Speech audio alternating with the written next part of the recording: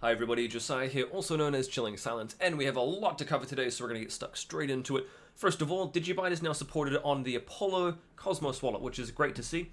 We can go to their website and they've got a whole bunch of specifically information about how their wallet is put together, and it has me really quite interested, so looking to check this out later on. But great to see that DigiByte is now available on yet another wallet.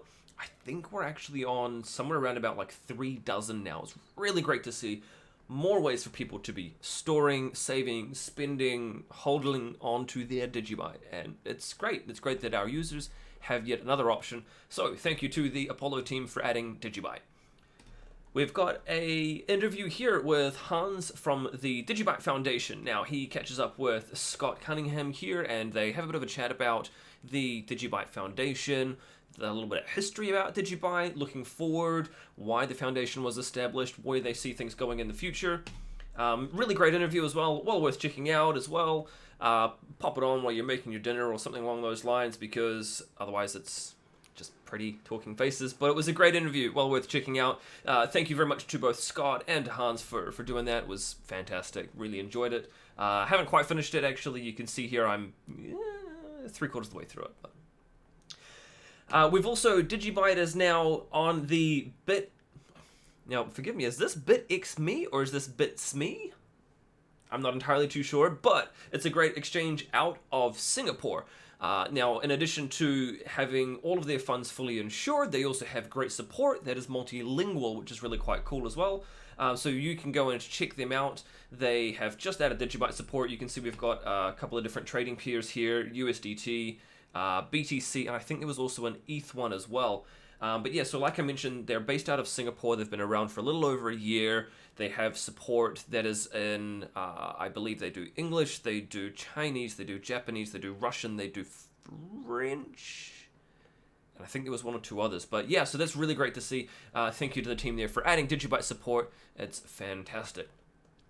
Now, there is the Uptrennd Best Crypto YouTuber, and apparently I'm in the running, which is quite cool to see. So if you have a couple of moments, it would be great if you could go along there, hit the sign up button, and give yours truly a vote. So Uptrennd have been doing a bunch with DigiByte lately. It's been really cool to see, and kind of excited to be in the list there. I think it's great, and so thank you to Uptrennd for nominating me, and go along and vote for yours truly. Speaking of, though, I've also done a video interview for Hashoshi and his crypto YouTube channel. Now, this was a lot of fun. Some absolute, like, light bulb, mind-blowing kind of moments came out of it. It was really, really exciting. Really enjoyed this. Can't wait for this to drop. Just telling you that it's coming up shortly, so go and follow him on his YouTube channel. I'll include a link in the description below. We had an absolute blast. Thank you again to him for having me on the channel. It's always an absolute pleasure. Jared's also asked about proof of work mining. Have you ever mined anything like DigiByte before? And interestingly, a lot of people have said here never wanted to, but more than anything else, they've said I've never understood how. So this kind of comes back to what we're looking to do both with ProgPow and with RandomX, is make it super simple. Now, we've talked a little bit in the past with the likes of James and Mike from the Crypto Mug Investors, and they've said they were keen on the idea of getting involved with AutoCrypt, but even that was still too difficult. Understandable. With the likes of ProgPow and RandomX, though, it's going to be completely different. The idea being that you'll just download an application, paste in your address, and you're started. That's it. It could eventually get to the stage even where that kind of thing is integrated into the core wallet as well, depending on a few other things. So who knows where the future will take us there in terms of development, but really excited about both ProgPow and RandomX, and hopefully we're going to be able to turn this 46% of people who've voted into yes, still do, or yes, not anymore, though. We want to make them yes, still do. Speaking of development and things we've got here, this is the DigiByte pipeline, which I've talked about in the past. Now, we've got a few things here. These are smaller action items, which are great for people to kind of cut their teeth on and get familiar with DigiByte, with blockchain, a bunch of other things like that as well. These are not super difficult things, but they are improvements and requests from people. So, for example, here, DigiAssets search in Digi Explorer.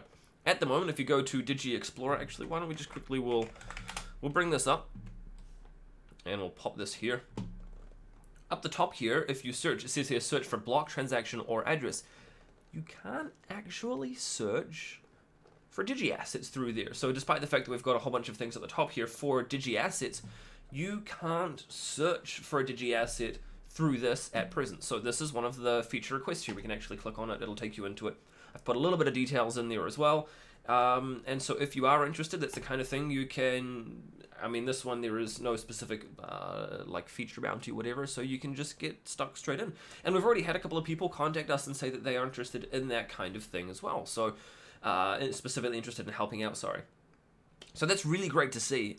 Really excited about this. But one of the big changes that we've done is GTO90, who is the original Android and iOS developer for the newly revamped app that we've got. He kickstarted it off in 2017, I think. Yeah, that sounds about right. The end of 2017. He's gone through and put together a bunch of kind of developer, well, it says here, ongoing projects to grammatically improve developer engagement and experience. The idea being that if you want to come along and get started with developing on DigiByte, we want to make it as easy as possible. And so these are a whole bunch of things that are going to make it easier for you. They're going to make it simpler. And there's a variety. So we've got everything from like Android SDKs, a Swift SDK for iOS users and things like that, a self-contained testnet, looking to do some more things with like Docker containers and the likes, a whole lot of like sample projects and a website that will kind of get you started, libraries to help you, all of that kind of juicy stuff, just so that we can make it easier and simpler for people to get onboarded. Because you can do it at the moment, sure, but it could be more friendly. It could be simpler, it could be easier. So yeah, but I guess we came to this specifically because I had been talking about Prog Power, which is what Jared had mentioned here about mining. And anyway, so there are people who are looking to help out with some of these things. If you know anybody or you yourself are interested in helping out, open up a pull request or open up an issue on GitHub, anything at all, and we'd love to hear from you. I think it would be great. Anyway, that's going to be about all from me for now. I think we'll wrap it up there. There's been a lot that we've covered. Hope you've enjoyed this. Consider leaving a like, subscribe, hit the share button. If you do have any comments or questions, feel free to leave them down below. You can reach me on Twitter. I'm at DigiB_chilling. Otherwise, I'll talk to you in the next video, and we'll see you tomorrow. Cheers.